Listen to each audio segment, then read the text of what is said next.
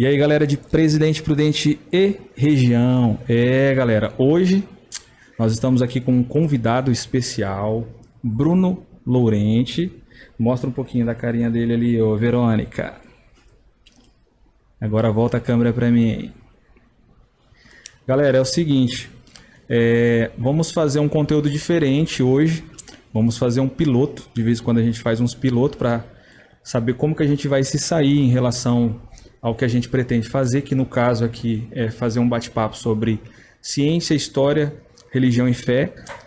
E demorei bastante tempo para escolher uma pessoa e confesso que eu pensei em várias possibilidades. Existia uma gama de pessoas que poderiam estar aqui para fazer esse conteúdo, fazer esse material, mas por algum motivo, o universo, Deus, as coisas, elas caminharam para eu escolher o Bruno, gente. Bruno Laurenti, galera.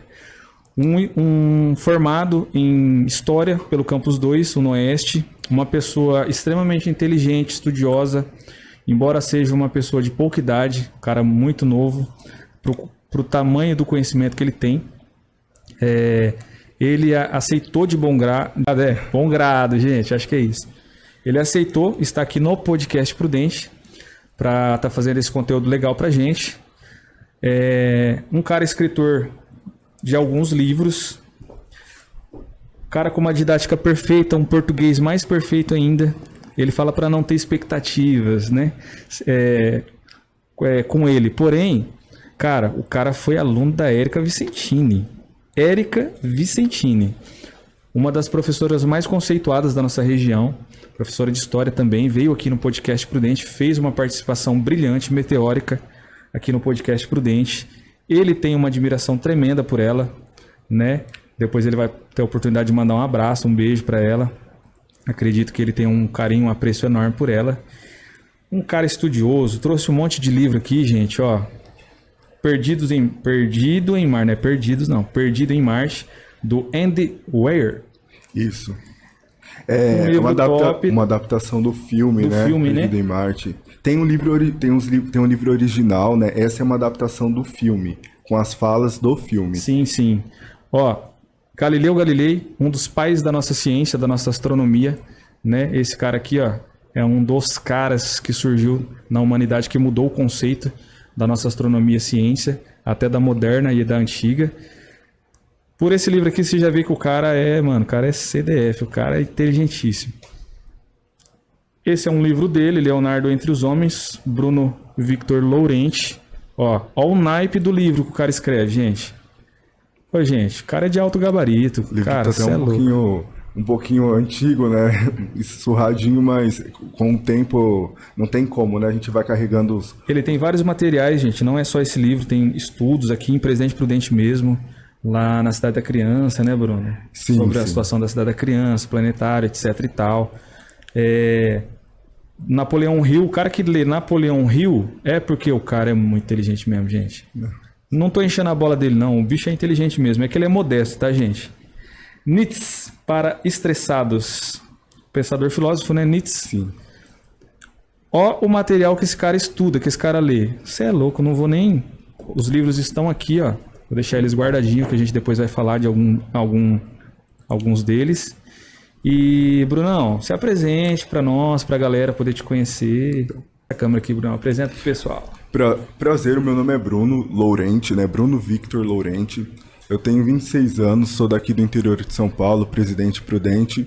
Eu tive a possibilidade de estar aqui no podcast com o Thiago, e Podcast Prudente, e achei muito, muito bacana, porque é uma possibilidade, né?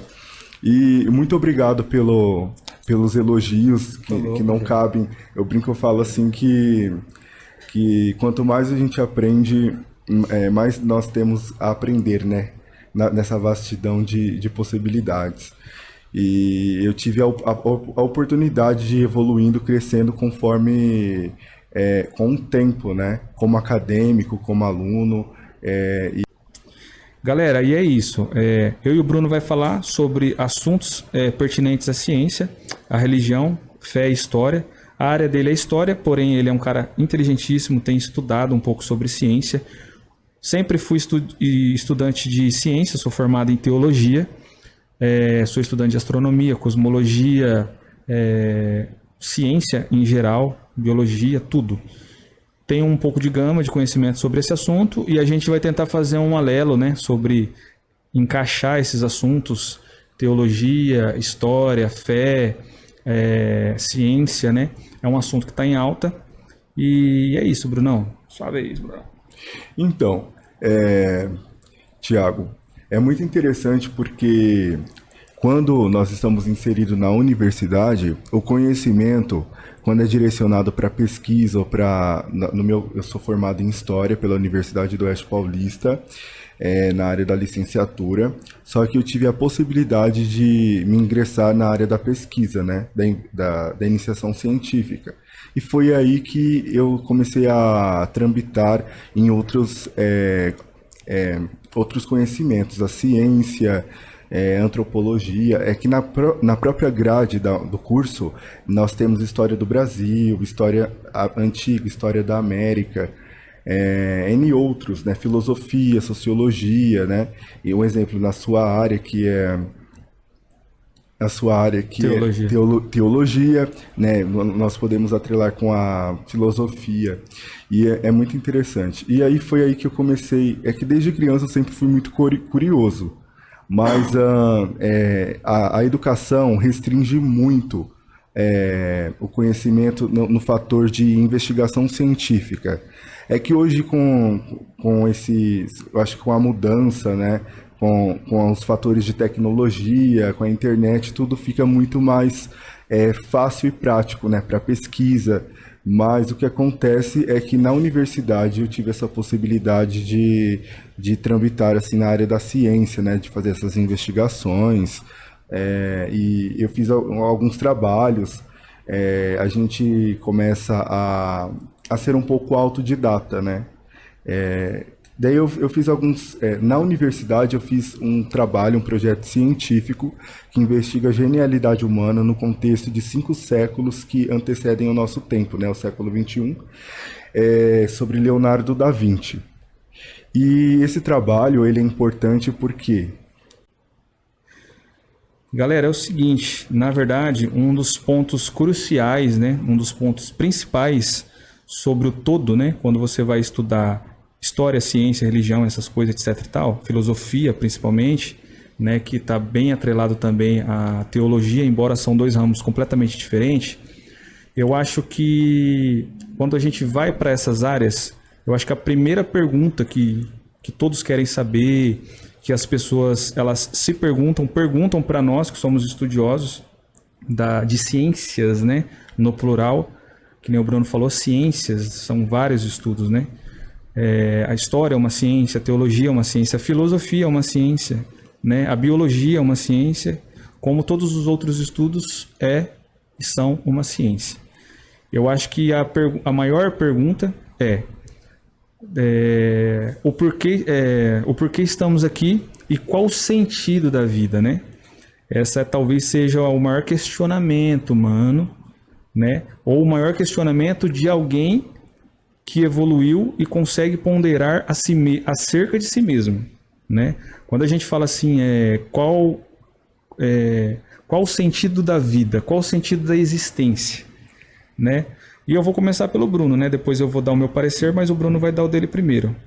Para você, Bruno, qual o sentido da existência da vida? O conhecimento.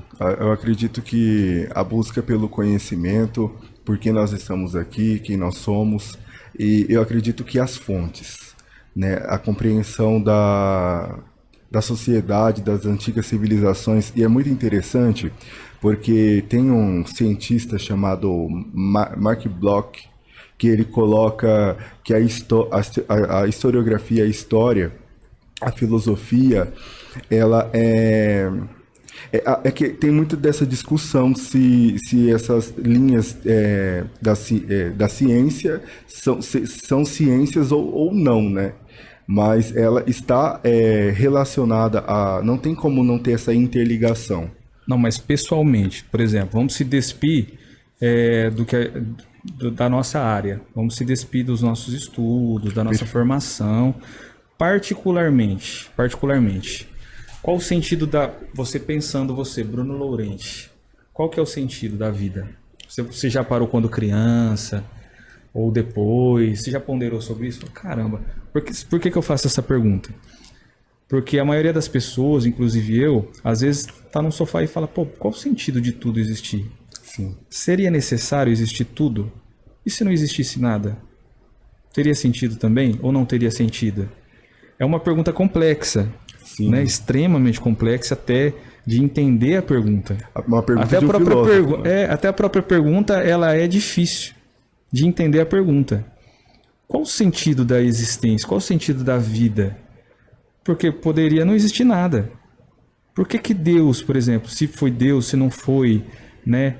Aqui a gente vai estar neutro, tá, gente? Embora a gente tenha as nossas crenças, nas coisas que a gente acredita, a gente vai estar neutro. Não seria necessário existir todas as coisas? Ou é necessário? Qual é o sentido de tudo isso? Como dar sentido a essas coisas? Então, é interessante. Eu acredito que o fato de termos só de termos um cérebro e de podermos pensar essas questões já é muito importante. Eu acredito que a importância, né, da nossa compreensão aqui na sociedade como um todo, né, nós como seres humanos, é o conhecimento. Eu acho que só o fator de termos essa possibilidade de pensar, né, de aprender uns com os outros e de tentar entender quem nós somos, o que nós estamos fazendo aqui, já é um fator determinante, né? Perfeito, para a gente poder, né, como eu posso ir construindo conhecimento e bagagens.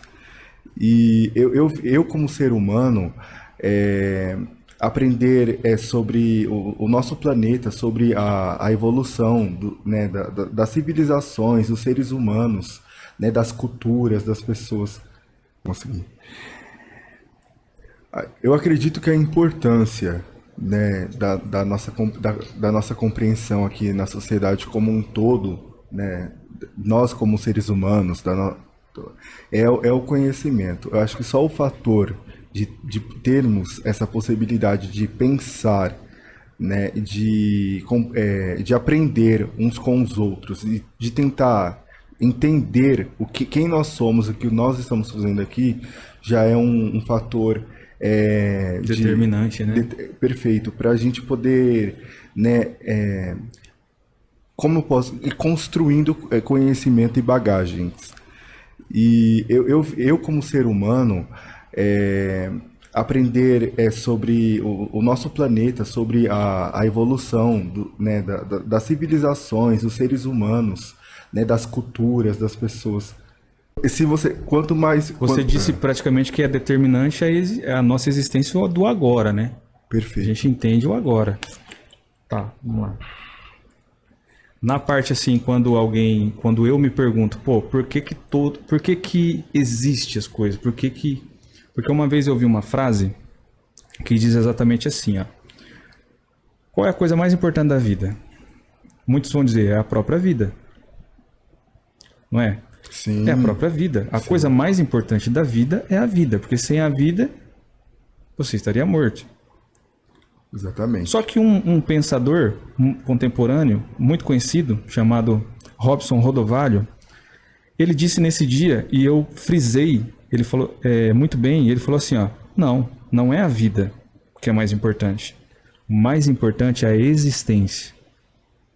Porque sem a existência você não teria vida, é ao contrário.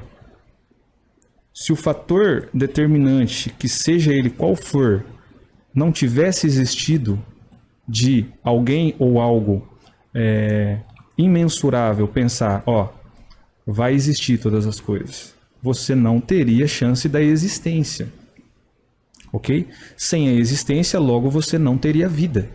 Sim. Né? Então não é a vida, é a existência. Algo ou alguém, né, pensou que eu e você existiria, né? Ah, nós somos feitos de matéria, isso, átomo, não sei o que, partículas subatômicas. Não é esse o segredo. O segredo é a determinação da existência. Então nós não podemos ponderar tipo assim, eu acho que é isso, né, o sentido da vida, o sentido da existência. Não, nós não conseguimos, porque isso está além de nós mesmos. O que nós conseguimos entender é como funcionam as coisas. Exatamente. Entendeu? Não o porquê que as coisas estão aqui. O porquê é um processo.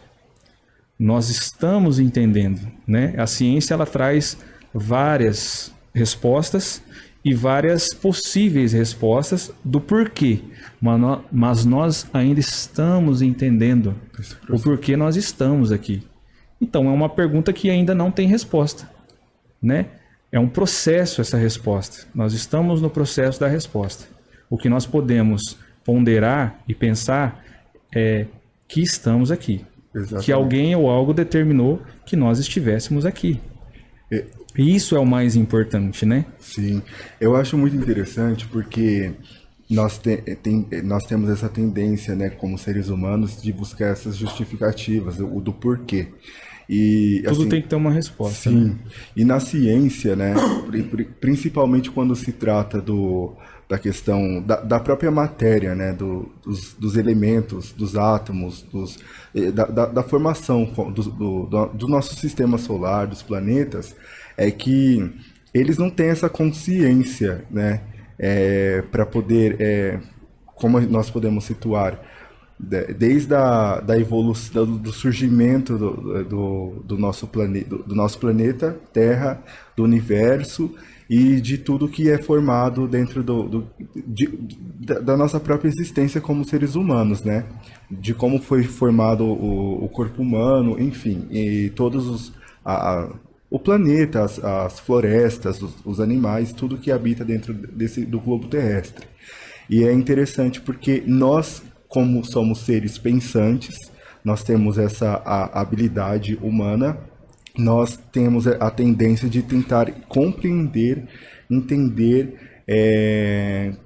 buscar sempre uma resposta de quem e o porquê nós estamos aqui, quem foi que o arquiteto, né, do universo. E na espiritualidade, na religião, nós colocamos, né, o Deus. Só que para cada cultura, para cada civilização, um exemplo... É um conceito de Deus. Sim. Mas segundo, dentro do conceito ético deles. Perfeito. E o que ocorre muito atualmente é essa discussão, né? É um conflito dos diferentes tipos de religiosidade. E que não é tratado muito como a questão da espiritualidade, mas... não sei se eu posso colocar aqui, uma competição religiosa de qual deve prevalecer mais. E dentro da sua área, né, que vai muito além,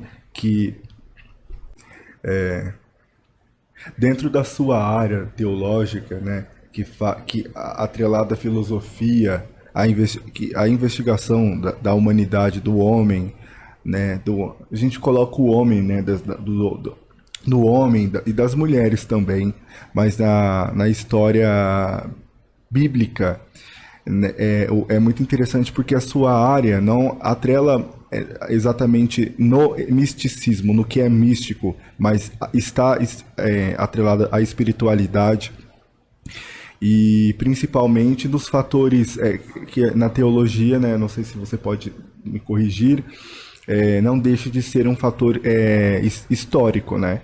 Da gente totalmente histórico, né?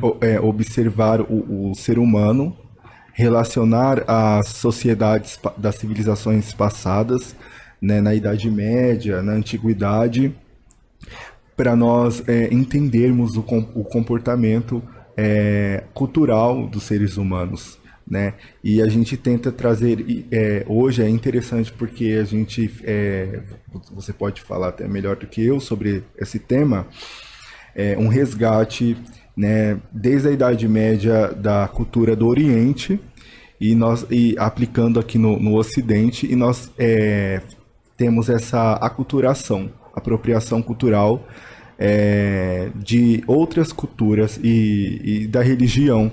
Então é interessante porque atualmente, com a vastidão de conhecimento religioso e as denominações religiosas, sendo protestantes, evangélicas e católicas, eu acredito, como ser humano, né, aqui como indivíduo social, que todas são importantes, que abrangem seus Para a diferentes história, sim. para a história, seus diferentes conhecimentos, até mesmo voltado à espiritualidade. Só que o que deve prevalecer assim é o cuidado e ter essa noção, além do místico, que é do comportamento humano na sociedade, né? Dessas culturas, como eles viviam, como eles pensavam, como seres humanos, né? Voltado a essa historicidade da cultura deles. Porque a gente introduz muito na religião esses fatores, mas as igrejas deixam de mostrar um pouco dessa historicidade e esse olhar humano, né? De humanificar os seres humanos. Sim. Só que Então, é assim, a religião ela teve dois papéis fundamentais na história, né? No desenvolvimento da história. Ela teve dois papéis antagônicos, né, no desenvolvimento da história. Um dos papéis é a construção da própria civilização humana, né?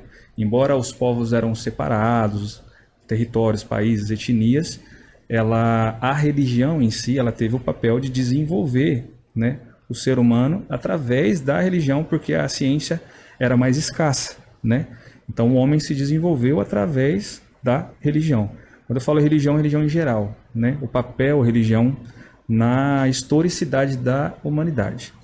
Ponto. Ela teve esse papel e foi fundamental e importantíssimo para o homem chegar onde ele chegou, que são os dias atuais, né? O outro papel, que é antagônico a esse papel benéfico que a ciência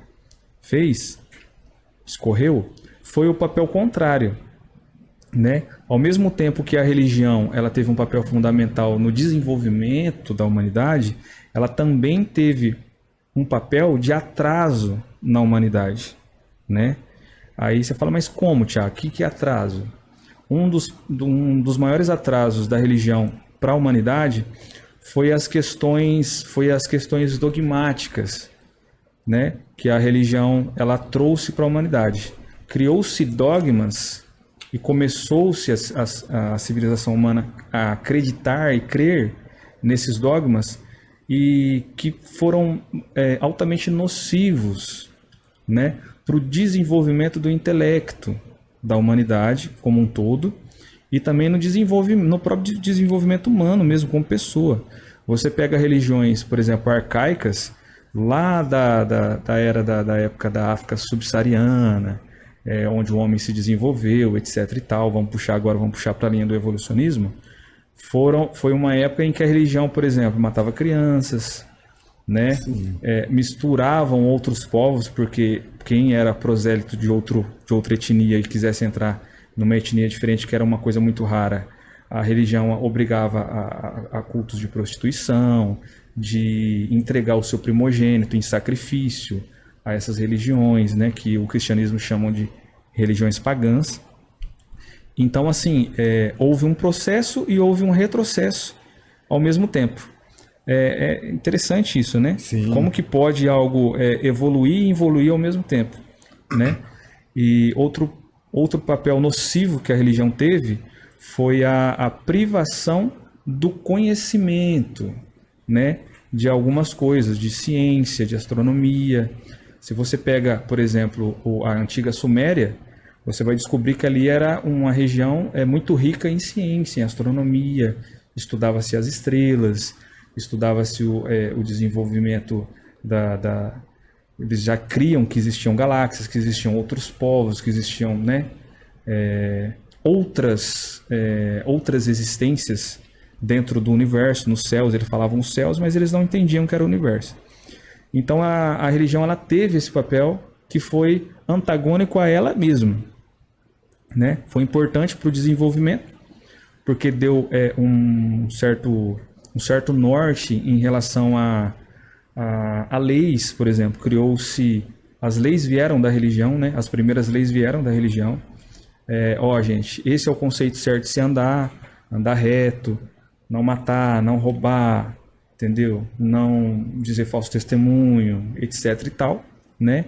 Criou-se conceitos, criou-se templates de regras que fizeram com que o homem evoluísse e, ao mesmo tempo, criam-se em dogmas que, por exemplo, você para entrar no nosso povo, ser da nossa religião, você tem que, por exemplo, dar o seu filho primogênito para a gente sacrificar ele para o deus fulano, para o deus ciclano, né? Os deuses antigos, Moloque, deus Azera, Marduk, os deuses da Mesopotâmia antiga, por exemplo, que isso é uma involução, isso é um retrocesso da humanidade.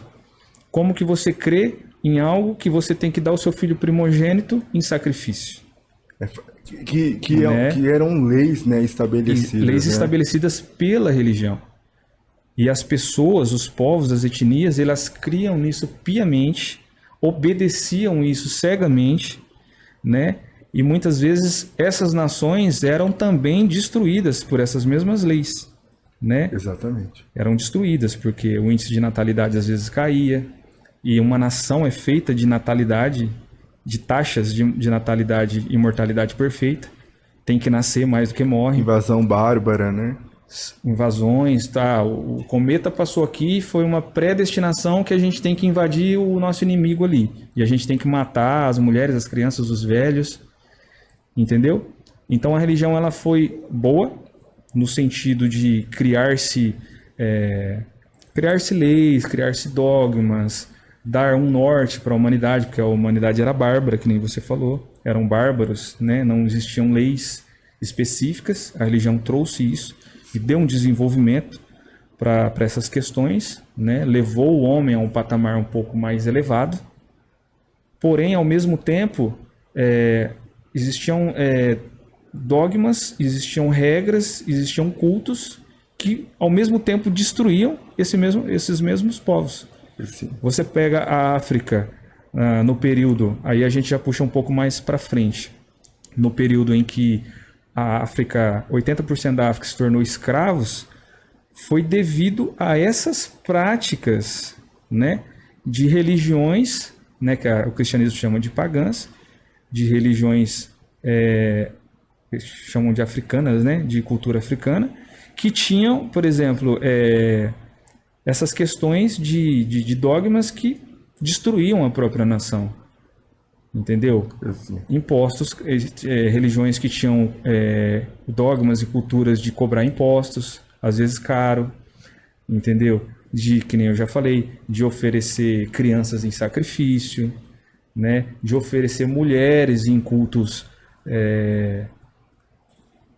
onde usava-se as mulheres para satisfazer esses deuses, prostituição, usava-se a prostituição como culto, entendeu? Daí vieram as doenças, porque cruza com um, cruza para lá, cruza para cá, entendeu? O cruzamento, né? Ele traz as doenças porque traz grade imunológica de outras etnias que invadem. E o avanço tecnológico daquele contexto era propriamente daquele período, né? Não como hoje, né? Que nós temos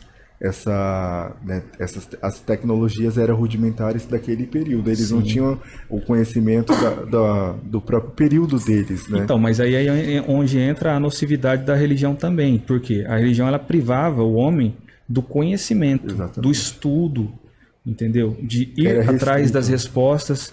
Por exemplo, ela não permitia certos tipos de respostas. Ela não permitia certos tipos de ponderações, pensamentos, afirmações. A religião te perseguia por essas mesmas afirmações, ponderações, e muitas vezes elas te julgavam e te matavam por ter um entendimento diferente.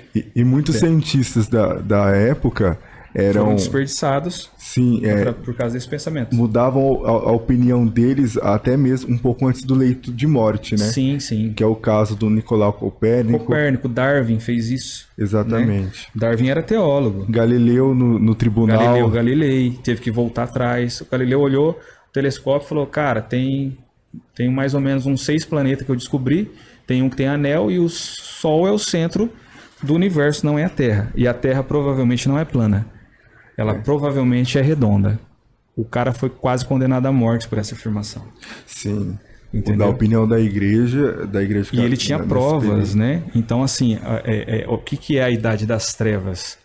Muitas vezes a Idade das Trevas, hoje que é proibido em alguns ramos acadêmicos, por conta de ser um tanto pejorativo, é relacionado à privação do conhecimento. A privação era tão grande do conhecimento que o homem não conseguia desenvolver, por exemplo, uma coisa básica que é saneamento básico. E a estimativa do homem na Idade Média era de 46, 47 anos. Estimativa de vida. Você imagina uma Europa inteira com estimativa de vida de 47 anos. Por quê? Todos nós sabemos hoje que as doenças, as bactérias, os vírus, elas vêm da falta de higiene, da falta de ácido intenso. Não tinha saneamento básico. Não tinha. As pessoas defecavam, jogavam na rua, mal se limpavam, mal tomavam banho. Não existiam sistemas de esgoto. Não existiam sistemas de esgoto, por conta da privação do conhecimento. Cara, se a gente fizer uma cisterna aqui, isso aí não pode. O governo não deixa, a igreja não deixa. Vocês têm que viver assim. Exatamente. Então eu costumo dizer que a religião, ela teve dois papéis, né? Ela que ajudou a humanidade, ela foi benéfica e ao mesmo tempo nociva à humanidade. Exatamente. Então, religião é o quê? A palavra religião, ela é boa, ela foi cunhada, né? Ela foi por pessoas que acreditavam que ela era boa. Mas a prática, a religião em si, nunca foi boa. Essa é a verdade. Hoje, na nossa sociedade, né, o termo religião colocam, né, religare, né? Religare, do grego religare. Exatamente. Eu vou atrelar esses contextos da Idade Média com o surgimento de algumas das primeiras civilizações, né? Que é muito interessante quando o ser humano começa a olhar para o céu, a lua, os astros, o próprio sol, e ele passa a tentar compreender o arquiteto do mundo, né? Quem é... depende, para ele estar aqui depende de algo ou alguém buscando sempre uma justificativa na própria mente, né?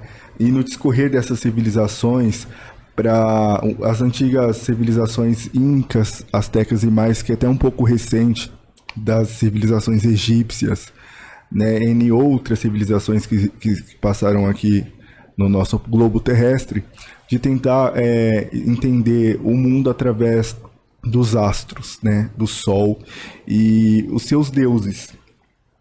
E é muito interessante porque até mesmo na sobrevivência dos seres humanos com as plantações, eles dependiam muito dessa contribuição natural que é da própria natureza, né? Observar através do Sol e da Lua, e eles conseguiam... Então, assim, quando você falou do homem, né? Exato. O homem é o seguinte, qual que é a questão do homem? Na teologia, o homem tem um valor. Na ciência, o homem tem outro valor, né? Quando você vai para questões astronômicas, né? Para questões científicas, cosmológicas, o homem não tem tanto valor como tem, por exemplo, na teologia. Na teologia, o homem é o ponto central, é a criação central de Deus na teologia, no criacionismo. O homem é o tema e o ponto central da criação, né? Na ciência, não. É um observador, né? Na ciência, ele é apenas poeira estelar. Exatamente. Quando você vai para escalas cósmicas de tamanho, de distância, de velocidade, de importância, o homem é apenas uma poeira cósmica quase infinitesimal dentro do universo. Quase imperceptível. Se você pegar o universo, vamos pegar nem o universo, que o universo é infinito, vamos dizer assim. Vamos pegar a nossa galáxia. Nossa, Vamos pegar algo grande, a nossa galáxia. Até porque o homem tem uma importância dentro do sistema solar, né? Quando a gente fala é grande, mas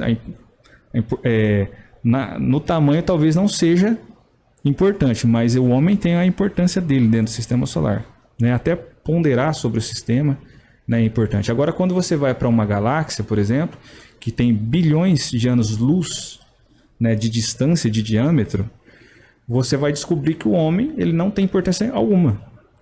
E que provavelmente dentro da nossa galáxia existem seres evoluídos, né? Essa é uma linha de raciocínio, tá, gente? Não estou afirmando. Não estou postulando, afirmando, porém eu não endosso essa linha, porém gosto de pensar em si, né? Então, dentro da galáxia existem possíveis bilhões de mundos iguais aos nossos, né?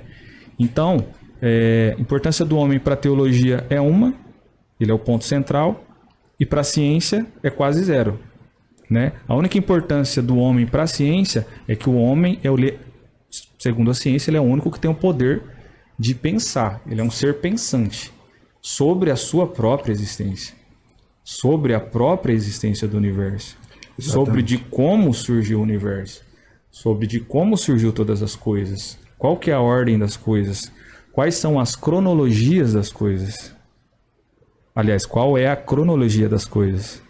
Que distância são as coisas? Exatamente. Que tamanho são as coisas? Como as coisas funcionam? Né? E aí você vai descobrir que o homem é poeira cósmica, quase imperceptível.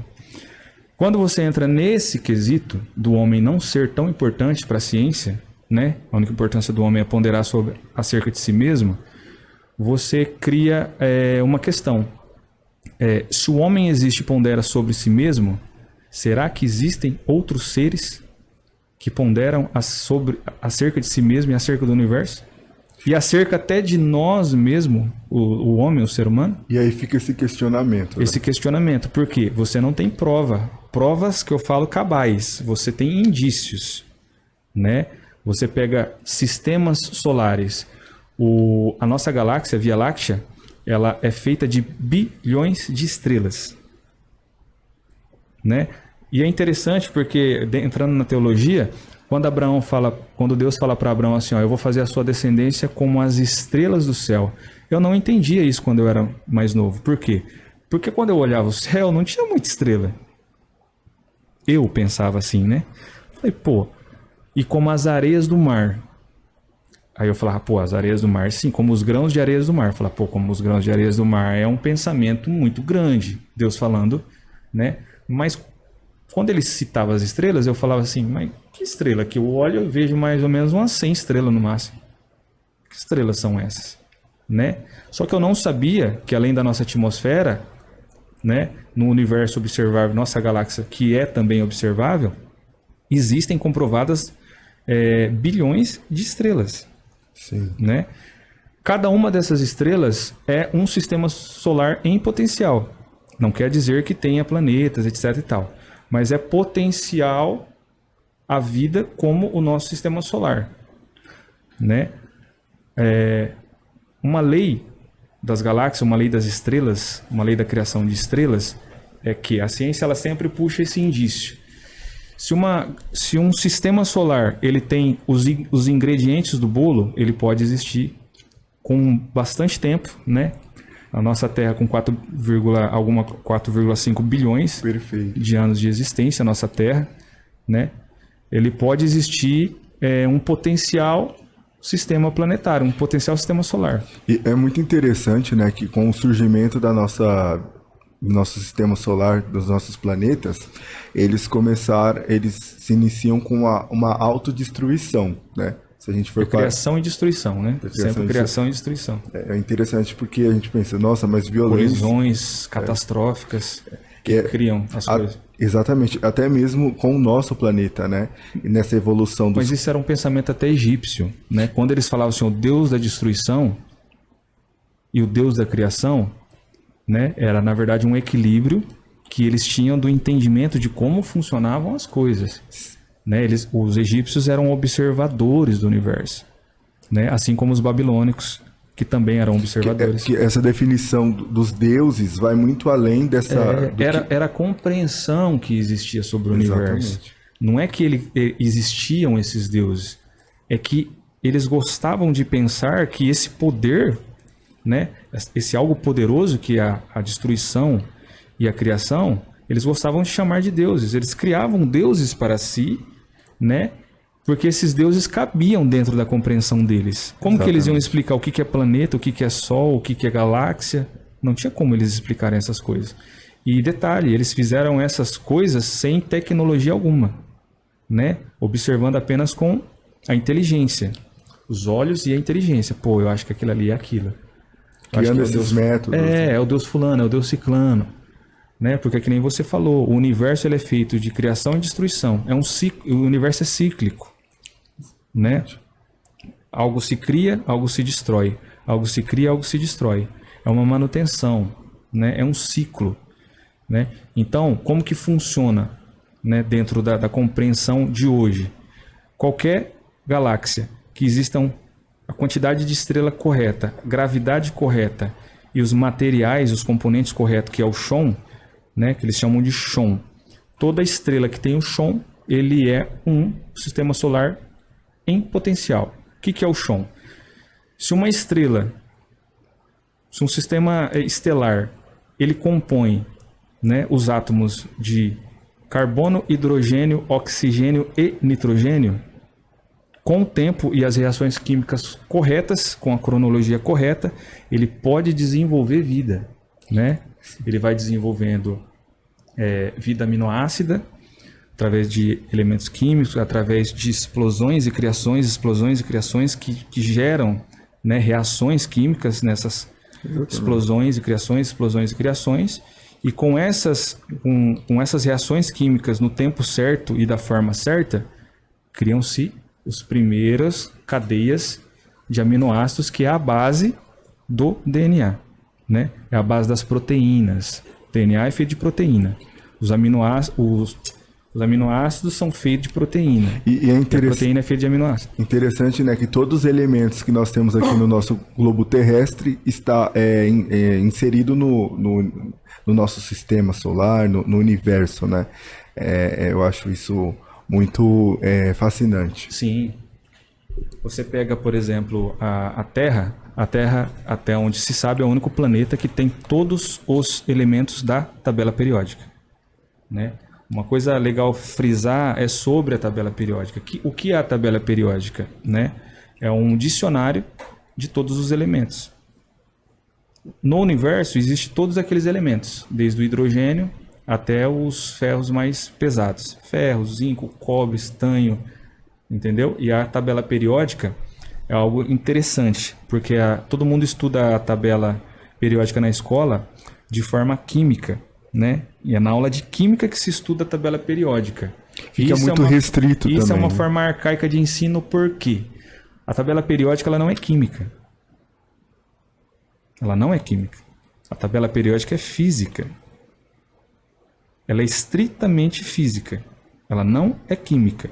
Por que se estuda a tabela periódica em química, se ela é física? E é interessante que são elementos químicos, né? Por que se estuda a tabela periódica em química e não em física? Porque a química precisa dela por conta das reações que os átomos, né? Cada átomo tem uma reação. Se você colocar um átomo perto de outro, ele vai ter uma reação. Então, a química estuda a reação dos elementos, né? Mas a tabela periódica, eu sempre costumo dizer isso para estudantes de ciência, ela não é química, gente, ela é física. Tanto é que ela vem com o número atômico dela. O que é um número atômico? É algo que define a natureza daquele átomo, né? Você pega um átomo e faz a medição dele. Esse átomo aqui é um átomo de hidrogênio. Ele não é de ferro, ele não é de zinco, ele não é de cálcio, ele é de hidrogênio. Então ele é medido e ele é colocado um número atômico, número X. Separa ele. Ele é um elemento. Ele é a menor parte da matéria, né? O átomo é a menor parte da matéria. Se você pegar essa mesa e você debulhar ela em átomos, você vai ver que existe átomo aqui de silício, né? Existe átomo de terra, existe átomo de até um pouco de ferro, tem no meio da madeira, e você vai separando esses átomos. Então ela é física, né? Exatamente. É a densidade. E também a classificação da tabela periódica ela é muito fácil. Você sabia que 98% dos alunos não entendem de tabela periódica? Imagino. Porque os professores não são didáticos em relação à tabela periódica. Quando você olha para a tabela periódica, Verônica, o que você entende? Seja sincera. Estamos aqui com uma estudante de 16 anos.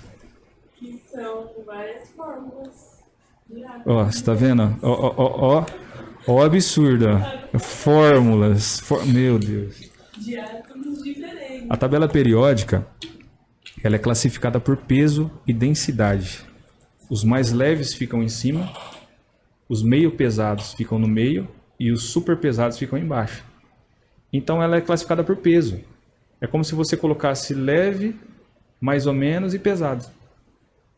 Se você entender isso, você entendeu 90% da tabela periódica. Entendeu? Excelente. E é muito interessante, porque na educação, tanto pública quanto privada, fica muito restrito o conhecimento de física, química, e como eu não sou físico, né, eu vou ponderar alguns fatores sobre os elementos, então eu vou situar só alguns aqui. Igual, no nosso planeta e no universo nós temos prótons, elétrons e outros elementos químicos, né, que fazem parte da matéria. Então, voltando à tabela periódica. Tabela periódica, a forma mais correta de se ensinar, de se aprender ela, é você entender a classificação dela, né? Que é mais fácil. Qual que é a classificação da tabela periódica? Primeiro que ela é física, ela não é química. Tá? A química usa a tabela periódica porque a química usa os elementos, né? O que é a química na escola? Você lembra o que é a química, Verônica? A química é a reação dos elementos, ela não é o elemento. Estuda só a reação. Pô, se eu pegar o sal e eu pegar uma resistência de chuveiro e eu fritar essa água com sal, o que vai virar? Eu vou criar uma eletrólise. Eu vou criar uma alcalinidade tão grande que eu vou criar quiboa, que eu vou criar não sei o que. Eu vou criar outros elementos, né? Eu vou fundir elementos. Eu vou fazer processo de fissão, processo de fusão, né? E isso é uma coisa interessante também de saber, né? A tabela periódica e a química, ela trabalha com 3 pontos chaves, né? E a física também. Fusão, fissão e explosão, né? Você pode fundir um átomo um com o outro, você pode fazer friccionar ele. O que é friccionar? É esfregar um átomo no outro. Quando você pega a mão e faz esse movimento, o que acontece com a mão? Ela esquenta, né? O que é esquentar as mãos? O que é o calor das mãos? Você está esfregando um átomo no outro. Você está tirando energia desse átomo. Esse átomo ele está liberando energia. Então, você está fazendo o processo de fissão. Isso é um processo para gerar energia em usinas, né? O processo de fusão é um processo mais poderoso. É o processo que acontece dentro do Sol. Com a temperatura correta, você consegue juntar um átomo com o outro, como se fosse um motor de carro quando funde, juntar o ferro com o outro, que vira uma coisa só. Você consegue fazer isso com um átomo. E transformar esse átomo em outro átomo. É muito interessante que nós, né, como pessoas, nós, né, nas suas excelentíssimas palavras, Imagina. nós não temos essa, não tem como, peraí, vai cortar. Tem uma máquina que ela estuda que você só consegue ter a noção das partículas através. Microscópio, você fala? Não, ela é uma máquina que tem em algumas universidades, tem no Japão, tem os colisores de átomos. Isso, são colisores, né? Colisores de átomo. Esse é o processo de explosão, né? O processo e tem um outro que é o de explosão e um outro que existem diferentes, né? Tem o São de fissão. fissão Tem e explosão colisão. e fissão hoje. O que é um colisor, né? Só para as pessoas entenderem. Um colisor é uma máquina gigantesca com ímãs super potentes, né? Geralmente essas máquinas elas são fabricadas, elas são construídas em áreas muito grandes e elas são caríssimas, né? Porque elas contêm ímãs poderosíssimos que aceleram os átomos dentro de um ambiente circular, né? Você pega átomos e você acelera esses átomos a 95% da velocidade da luz, tá? Através desses ímãs. E você acelera átomos contrário aos átomos que você acelerou para eles ou ficcionarem ou colidirem, né? Quando ficciona, um bate no outro e rebate, né? Não acontece muita coisa, porque a fissão ela geralmente ela só funciona quando tem bastante átomos ficcionando um no outro para liberar energia. E esse não é o propósito do colisor. O colisor é explodir, quebrar os átomos. Então eles aceleram esses átomos em uma direção, como fala do relógio? Anti-horário? Horário e anti-horário. Um átomo vai horário, o outro anti-horário, para que eles colidam em algum momento. E assim, né? Quando eles colidem, o computador poderosíssimo do colisor, né, de átomos, ele tira uma espécie de foto dessa explosão e ele mapeia a energia e a chuva de partículas que ocasiona através dessa batida entre dois átomos. E a primeira vez que isso aconteceu na história, lá na década de 20, 30, eles descobriram que o átomo não era a menor parte da matéria. Eles descobriram que existiam bilhões de outros pequenos átomos dentro dos átomos. Fascinante. Chamados de partículas subatômicas. Eles falaram, mas que chuva de átomos minúscula é essa? E eles foram classificando essas partículas e trabalhando com essas partículas. Vamos fazer experimentos com essas partículas. Foi daí que surgiu uma área da ciência chamada física quântica, né? Porque quando você divide esses átomos, quando você separa todas essas partículas, quando você cria essa chuva de partículas, elas se comportam de uma forma muito diferente da física convencional, né? Se você jogar uma bola de tênis numa parede, você consegue prever o que vai acontecer. O que vai acontecer? Ela vai rebater e voltar para você. Na física quântica, quando você lança um átomo, por exemplo, o átomo do átomo, que é a partícula subatômica, há 50% de chance dela atravessar a parede e há 50% de chance dela rebater na parede. Então não tem como prever, você cria uma probabilidade. Então a física quântica ela trabalha dentro de uma outra física chamada física da probabilidade. A probabilidade de eu jogar uma partícula subatômica é 50-50. Mas se eu jogar 10 partículas subatômicas, aí a chance é 1/8 de 10. Aí a chance diminui. Então eu trabalho dentro dessa possibilidade, essa física. Sim. Porque essa física ela é usual, tá? Por que estuda-se isso? Para usar na tecnologia, né? Já existem os computadores quânticos que pensam mais de 10 milhões de vezes mais rápido que o computador convencional, só para você ter ideia, através dessa física quântica, né? Então, o estudo da tabela periódica é muito importante. Às vezes, é a parte que eu mais odiava na escola, porque eu não entendia. Quando você passa a entender a tabela periódica, você consegue entender a natureza das coisas, né? E tem partícula que ela viaja do passado para o presente, do presente para o futuro, do futuro para o passado. Isso são experimentos, eu não estou contando a história da carochinha. Experimentos famosos, que nem o experimento da fenda. Você lança uma partícula sobre duas fendas. São experimentos. A partícula ela vai atravessar qual fenda? Ela é uma partícula, ela tem duas fendas. Chuta, qual fenda que ela vai atravessar, que ela vai passar? Ela é uma partícula, ela só tem a probabilidade de passar por uma fenda. A probabilidade dela entre as duas? Ou... Na física quântica ela passa nas duas. Mas como que uma partícula passa em duas fendas? Isso é fora da razão clássica da física. Da física clássica. Não né? tem como, é impossível. Porém, é assim que acontece. Isso não é a gente que determina, é a partícula que determina a partir do momento que ela é lançada e ela encontra duas fendas. Se ela tiver uma fenda, ela vai passar aquela partícula por uma fenda.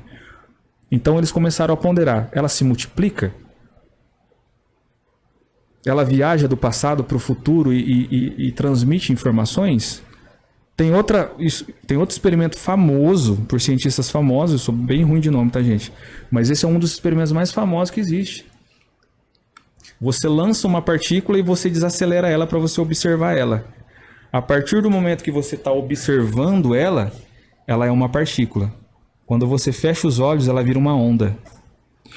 Né? Uma onda eletromagnética. Todos nós sabemos em física que partícula é uma coisa e onda é outra. É muito interessante também pontuar que, igual, quando é citado do observador, é que na física e na ciência, o observador, ele não é nós seres humanos, né?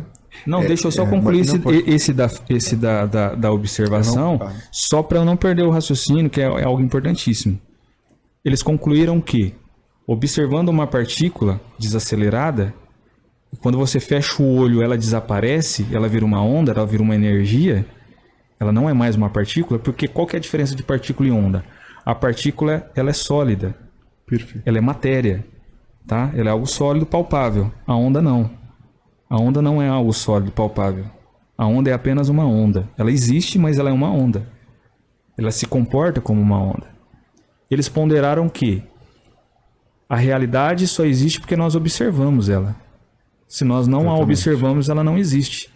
E isso quem revela não é um pensamento, é um experimento. Olha que coisa cabulosa de chegar num resultado. Eles ficaram espantados. Tinha um cientista que nem dormia. Falar, gente, como a gente vai explicar isso para os cientistas agora? Os cientistas vão falar que a gente está louco. E repetiu-se esse experimento várias vezes e realmente esse é o resultado do experimento. Criou-se então uma outra física chamada física quântica. Galera, nós não conseguimos determinar, mas nós conseguimos observar.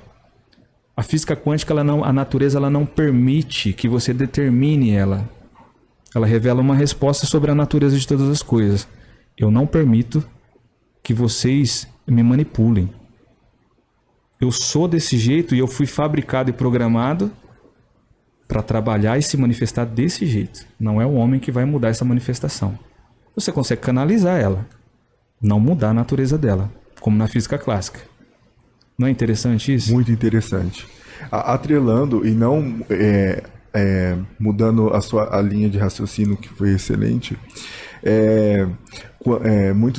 quando nós observamos, né, compreendemos a questão da observação, geralmente a observação observar essa é muito interessante saber, né, na física clássica, na ciência, que para compreendermos essas alterações dos átomos, né, dos elementos químicos, como você havia já pontuado, existe todo esse processo tecnológico na investigação da física, que é aquela máquina... Colisor. Os colisores. Os colisores. Hoje no mundo existe só 4, tá? Muito interessante. E aí... É muito caro para se fabricar um. E o observador é o equipamento. Sim. O observador é o equipamento. Tanto que se a gente colocar o nosso olho lá para fazer a experiência, a gente pode ficar cego. Mas é muito interessante que, assim, na compreensão humana, né, nós nos colocamos como observadores para a gente ter essa linha de raciocínio, para entender, né, essa linha dos elementos, dos átomos, dos elétrons, dos prótons, N outros. Você sabe por que foi feito os colisores? Não. Você tem ideia do porquê foi feito? Não. O propósito inicial? Hoje é para outro propósito, mas você sabe qual é o propósito inicial? Eu falo não. Eu falo, posso não, falar se você sabe ou não. Eu não sei. Não. Os colisores eles foram feitos a princípio para criar minis buracos negros, né? O colisor ele foi feito para provar que o buraco negro realmente existia, né? Stephen Hawking, que foi um dos maiores cientistas do século, ele defendia piamente os buracos negros e estudava a natureza desses buracos negros. Tá? Mas são observações, são através de observações muito longínquas, né? Você observa lá e fala, aquilo é um buraco negro, através dos indícios. Mas você não foi lá para ver se realmente é um buraco negro. Então os colisores, a princípio, foram feitos para criar-se minis buracos negros. Como que cria minis buracos negros? Né? Os físicos do final do século passado e desse século, eles acreditavam e acreditam, e alguns acreditam, que você consegue rasgar o tecido do espaço-tempo. Né? Existe o espaço, por exemplo, a gente está no espaço aqui, ó. É uma dimensão. Você já viu no desenho quando aparece aqueles buracos? Que o cara vai para outra dimensão? Eu vim não sei da onde, não sei o quê. Parece muito em filmes também. Em filme também. Pô, no He-Man tinha. Pô, eu vim lá de Eternia. Puf, num buraco... Até mesmo a gente pode colocar os Vingadores. Não sei, eu não assisto Vingadores, então não sei, mas deve ter, né? Tem o filme, Vingadores... É um buraco que aparece assim, meio redondo, girando, aí o cara sai de lá de dentro como se estivesse vindo de outro planeta. Ou de outra dimensão. Espaço-tempo, atrelam entre o passado e o futuro. Era mais ou menos aquilo. Aquilo é o que? No desenho, nos filmes. É você rasgar o tecido do espaço-tempo. Né? Existem duas formas de viajar no tempo e no espaço. Através do tal do buraco da minhoca, que eu não acredito nisso, não endosso isso de jeito nenhum. Eu acho que isso é uma falência da física, e eu tenho como provar. E existe essa forma de rasgar o tecido do espaço-tempo. Nós estamos aqui, se nós infringirmos uma energia muito poderosa aqui dentro, eu vou rasgar esse espaço que a gente está se movimentando aqui, e eu vou abrir ele para algo, mas não se sabe o que tem do outro lado. Né? Rasgar o tecido do espaço-tempo. Então os colisores, a princípio, eles foram feitos para isso. Porém, até hoje eles não conseguiram realizar esse feito de rasgar o tecido do espaço-tempo. Creio que existem configurações muito mais poderosas que nós e muito mais poderosas que a energia que existe no nosso universo que não permite esse tipo de situação. Porém, ficou o legado dos colisores, e os colisores hoje eles são para entender a natureza da matéria, né? Para entender a natureza da matéria, para mapear a natureza da energia, porque antigamente era quase impossível você transformar energia em matéria. Isso só no começo do Big Bang aconteceu. Transformar energia em matéria. Hoje já se fabrica. Hoje já consegue. É fácil você tirar a energia da matéria. Né? Você tirar a energia de dentro da matéria é fácil. A bomba atômica é isso. É você pegar o átomo e abrir ele, explodir ele. Existe uma energia poderosíssima nos átomos, né? Capaz de destruir cidades inteiras. Tanto que Albert Einstein, entre era outros, contra, né? Eles foram um dos criadores, né? Da fórmula. E depois eles se arrependeram de produzir. Porque aquilo era para fins humanitários. Né? Exato. Por exemplo, olha o impacto, por exemplo, ambiental que nós temos de criar hidroelétricas, termoelétricas, etc. e tal, ele ia acabar. Se você consegue extrair a energia dos átomos, o que acontece? Você não precisa impactar a natureza. Então, quando Albert Einstein e outros cientistas desenvolveram essa fórmula, era para que tirasse um pouco do impacto ambiental e essa tecnologia ficasse para as posteridades vindouras, né? Para como evoluísse na parte de fornecimento e criação de energia. Não era para criar bomba, mas o homem, como sempre, obstinado de coração, usou isso para fins maléficos, para fins malignos, né? Então o colisor hoje ele tem esse papel. Ele tem o papel de tentar fazer o que você está falando, tentar usar a fórmula de Einstein, né? E igual mc ao quadrado, né? Transformar matéria em energia, energia em matéria.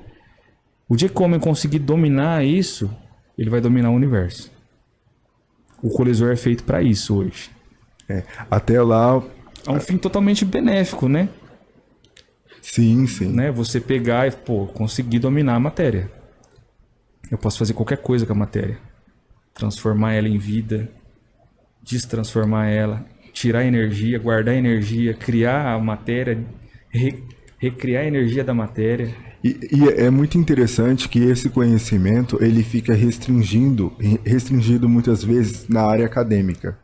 E também documentários, vídeos, um exemplo. E isso é o que essa discussão, né, trabalhar esse tema aqui no podcast é muito importante, porque alcança, dá uma relevância, uma relevância social ainda mais ampliada, né? Porque fica restringido muito à ciência da pesquisa, da área acadêmica. E quando se alcança mais os jovens, a escola, o público mais abrangente, com uma perspectiva além do metodológico, que é muito importante, né? Porque, igual, toda a sua explicação fascinante sobre física, sobre astronomia, de uma forma mais não simples, a gente não pode, eu não vou colocar nessas palavras, mas prática, mais fácil do público, né, estar